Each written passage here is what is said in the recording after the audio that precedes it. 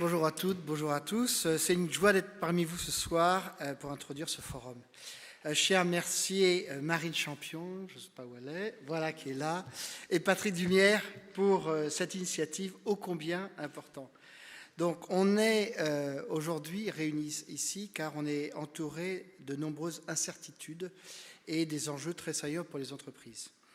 Ces transitions mettent au défi nos entreprises et les organes qui les gouvernent, en premier lieu les conseils d'administration. Et c'est en tant que président de l'Institut français des administrateurs que je m'adresse à vous. L'IFA, c'est une association indépendante qui regroupe 3500 membres en France, administratrices et administrateurs, de toute forme d'organisation, que ce soit des sociétés, des start-up scale-up, des fondations, des associations ou des mutuelles. Ce sont des administratrices et administrateurs engagés pour une gouvernance responsable et créer de la valeur durable. On regroupe à peu près 90% des sociétés du SBF 120 et du CAC 40 aussi, mais de nombreuses ETI, associations, fondations et start-up. Et notre ambition est d'essaimer les principes d'une gouvernance responsable, créatrice de valeur durable. Alors, qu'est-ce qu'on observe aujourd'hui? On observe que nous sommes dans un monde en mutation très rapide. Ce n'est pas chacune des mutations qui est importante, c'est le fait qu'elles sont toutes ensemble et elles sont très très rapides. Que ce soit les transitions démographiques, écologiques, climatiques, numériques. Mais il y en a une qui est, à mon avis, fondamentale, c'est que nous passons d'une transition d'un monde aux ressources infinies à un monde aux ressources finies. Même si c'était le cas avant, beaucoup de gens ne l'avaient pas totalement intégré.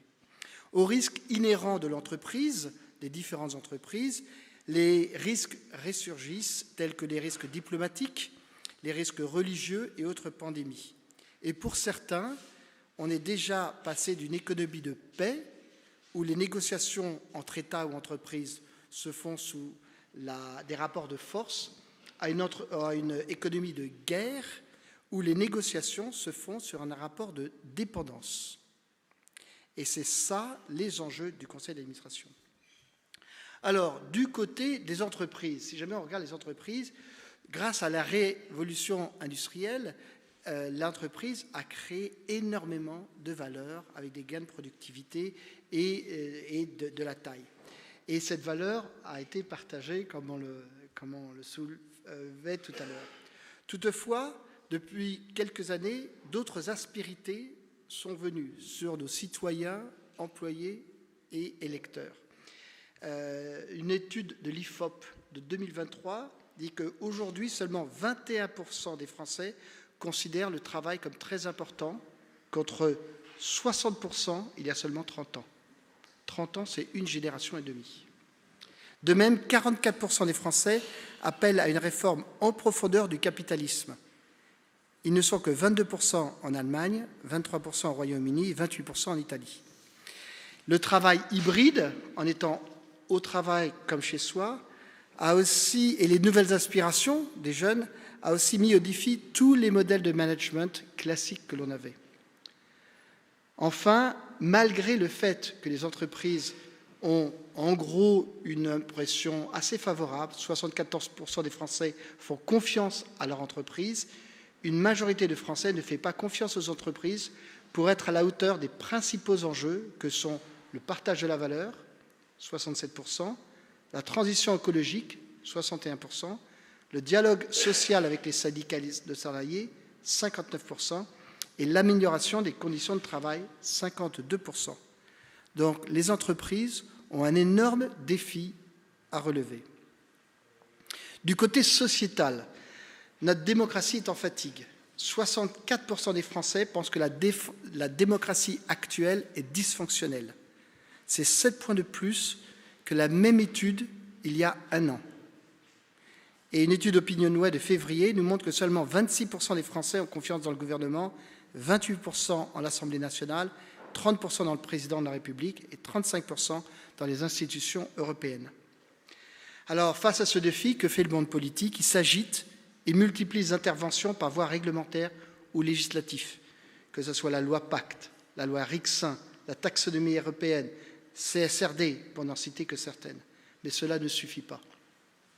Enfin, un troisième élément sont les parties prenantes, qui, de leur côté, prennent de plus en plus de place dans l'écosystème et insufflent un nouvel équilibre entre acteurs, entre les consommateurs, les citoyens, les salariés actionnaires, les régulateurs, les interventionnistes et les entreprises. Et certaines ONG veulent même embrasser un rôle social. Donc, dans ce contexte, les entreprises ont-elles la solution? Personnellement, j'en suis convaincu. 53% des Français estiment que l'État doit davantage faire confiance aux entreprises et leur donne plus de liberté. Voilà. Donc, il nous appartient, en tant qu'administratrices et administrateurs d'entreprise, de relever ce défi. Et pourquoi ça appartient aux administratrices et administrateurs? Parce que les décisions stratégiques dont on parle sont prises au niveau du conseil d'administration. C'est là que se prennent ces décisions. Il y a 4 fonctions majeures d'un conseil d'administration. Premièrement, c'est de nommer un DG qui peut gérer l'entreprise et déterminer les éléments de sa rémunération. Deuxièmement, c'est valider une stratégie et un budget. Troisièmement, c'est contrôler les risques. Et enfin, c'est s'assurer d'une bonne information financière. Donc on voit bien en quoi les décisions du Conseil répondent à une large sphère de ces enjeux dont on vient de parler avant. Et qu'il s'agisse de décisions de nommer un dirigeant qui puisse répondre aux défis et gérer l'entreprise pour créer de la valeur dans ce monde en pleine mutation, ou des décisions d'investissement dans tel ou tel pays, ou telle technologie, ou de redistribuer la valeur. Et ici, j'ouvre le débat par rapport au dialogue qu'il y a eu avant l'été, où le dialogue de la création de valeur n'était qu'entre les actionnaires et les salariés. Il y a beaucoup d'autres moyens de distribuer la création de valeur.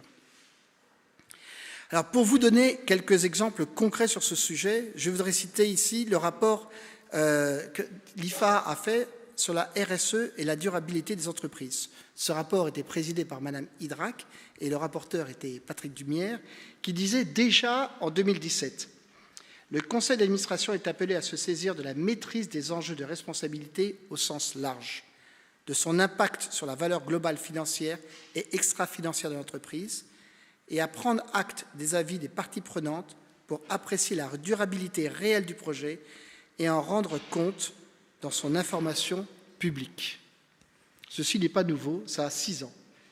Mais cette phrase n'a jamais été aussi juste qu'aujourd'hui. Donc depuis, à l'IFA, on a continué à réfléchir et à publier de nombreux rapports, comme sur le climat et la gouvernance, comme sur les parties prenantes, comme sur l'information extra-financière, mais aussi sur l'économie circulaire, le capital humain au cœur des enjeux du Conseil. Chaque année, nous publions un baromètre sur la responsabilité sociale des entreprises et le climat et à la politique de rémunération aussi. Donc la gouvernance suit ces exigences de la société et des parties prenantes, avec des évolutions notables sur de nombreux points que je vais traiter. Premièrement, la transparence. Les parties prenantes exigent des entreprises qu'elles communiquent davantage sur la performance extra-financière et leur action dans la lutte contre le dérèglement climatique. Des entreprises sont pointées du doigt sur le greenwashing et de nombreux observateurs scrutent attentivement les performances. Là-dessus, nous publions depuis 7 ans un baromètre avec Ethics and Boards qui observe la composition des conseils et suit attentivement l'information communiquée en la matière de performance extra-financière. Et je peux vous assurer que le conseil d'administration, en tant que garant de l'information financière et extra-financière communiquée aux actionnaires, le fait en grande transparence. Et là, il y a 2 écoles. La première, c'est de critiquer les quelques-unes qui ne le font pas. Je suis beaucoup plus pour applaudir celles qui le font courageusement. Deuxièmement, l'exemplarité. Elle se décline par la mise en application de nombreuses et complexes règles qui s'invitent dans l'agenda des conseils d'administration. Certaines ont permis à la France d'avoir une exemplarité. Par exemple, la mixité dans les conseils d'administration.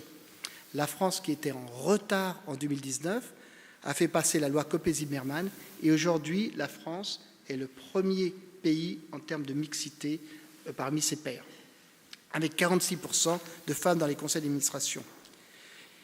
D'autres, comme la CSRD mais la multiplication des dispositifs Say On me pose des questions. Le Say On, c'est finalement ne plus avoir une délégation des actionnaires au conseil d'administration pour prendre une décision, c'est finalement avoir une anarchie où, quelle que soit la décision qui doit être prise, tout le monde vote. Je ne pense pas que ce soit bien pour une entreprise, de même qu'on élit un gouvernement et des députés pour qu'ils prennent une décision, et on espère qu'ils prennent cette bonne décision. L'Assemblée générale peut se réunir chaque année et après conforter ou pas ces votes. Je vois qu'on n'est pas en alignement, mais c'est bien, il y aura un débat là-dessus. Voilà. Pardon ? Et deuxièmement aussi, toutes ces décisions, certaines décisions qui sont pensées pour des grands groupes, on parle toujours du CAC 40, ne peuvent pas s'appliquer à une PME et une ETI.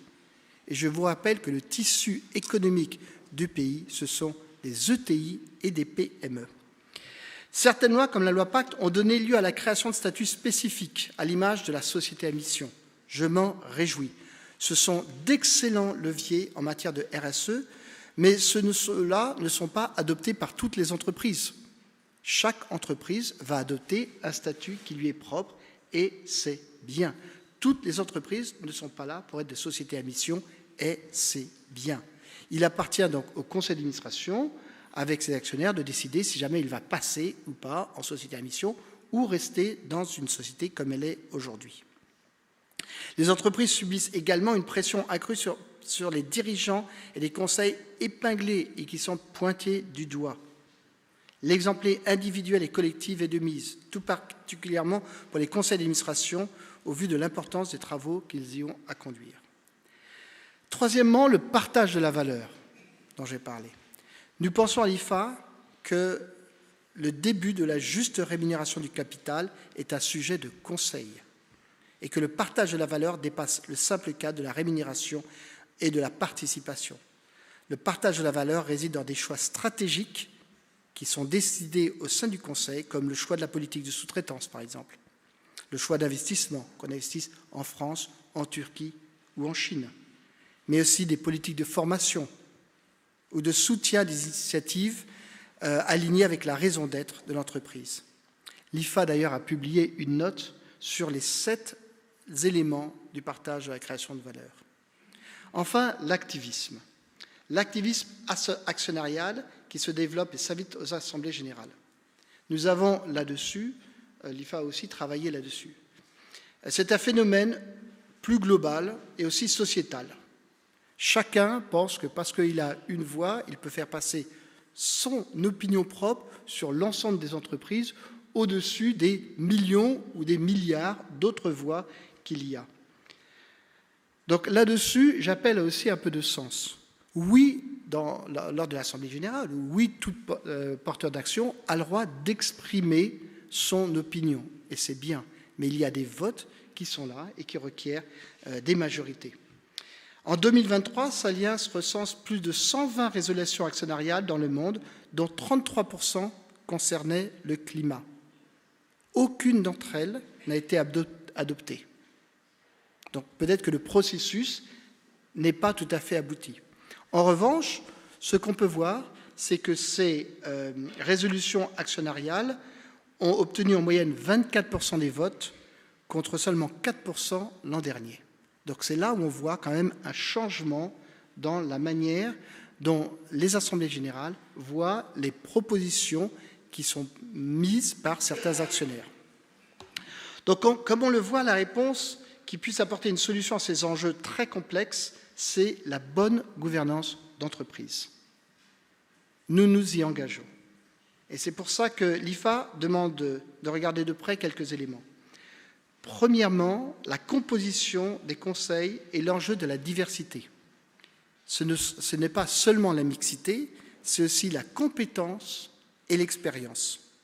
Et c'est ces 3 éléments qui apportent une vraie richesse dans l'appréhension des risques, qui est une composante indissociable de la qualité de la décision rendue. C'est ça aussi qui apporte une bonne collégialité qui s'exerce au fond d'un conseil. La collégialité est une réponse souvent beaucoup plus riche car féconde de plusieurs experts. Deuxièmement, une formation des enjeux qu'il y a pour les administratrices et administrateurs. De même qu'on ne naît pas boulanger ou plombier, on ne naît pas administratrice et administrateur. On ne naît pas en ayant toutes les connaissances sur le changement climatique. Il faut aller se former pour pouvoir aider des entreprises ou des conseils à prendre des bonnes décisions. Là-dessus, nous certifions chaque année à peu près 1 millier d'administratrices et administrateurs dans tout type d'entreprise. Et les besoins ne vont qu'en croissant. Au sein de l'IFA, les offres de formation ont augmenté de 50% à 4 ans, et parce qu'il y a une demande accrue de formateurs. De formation, pardon, et d'ailleurs de formateurs aussi. Enfin, les 4 missions clés du conseil d'administration qui déterminent les grandes orientations de l'entreprise sont une réponse à ces enjeux. Je vous le rappelle. Le rôle prépondérant, la nomination d'un DG qui peut travailler et porter ces sujets. Le conseil d'administration va le prendre. Assurons-nous que nous avons une personne compétente pour affronter tous les enjeux dont on parle. Deuxièmement, voter une stratégie. Et c'est là où le Conseil se projette généralement dans le long terme, 3 à 10 ans, dépendant de l'industrie, et le Conseil d'administration doit valider cette stratégie. Et par rapport à cette stratégie, avoir un budget qui prenne en compte tous ces éléments. Et enfin, veiller à la qualité de la formation, et nous nous réjouissons que l'Europe arrive enfin avec des règles qui vont cadrer cette information extra-financière, sinon chacun y allait de sa sauce. En revanche, ce sur quoi nous sommes très vigilants, c'est faisons quelque chose de simple. Pensons à nos dirigeants d'ETI et PME qui ne pourront pas répondre à des questionnaires très complexes. On en parlait tout à l'heure, mais je vous laisserai votre point de vue. Enfin, dernièrement, au sein de l'IFA, nous avons une conviction forte qu'il faut défendre les valeurs européennes. Nous pensons au modèle européen de gouvernance. Ceci est une voie possible, car l'Europe est le seul continent qui prend en compte les parties prenantes depuis très très très longtemps. Même si elle n'a été nommée dans la loi Pacte qu'il y a quelques années, les discussions qu'il y avait avec les CE avant, c'était la prise en compte des parties prenantes déjà. Ou la gouvernance en Allemagne, dans laquelle la moitié du conseil de surveillance est fait d'employés, c'est la prise en compte des parties prenantes. Aussi, il est important que ce débat soit porté non seulement au niveau français, comme on peut le voir, la France est en avance, mais que ce combat soit pris au niveau européen pour prendre les bonnes décisions. Je vous remercie.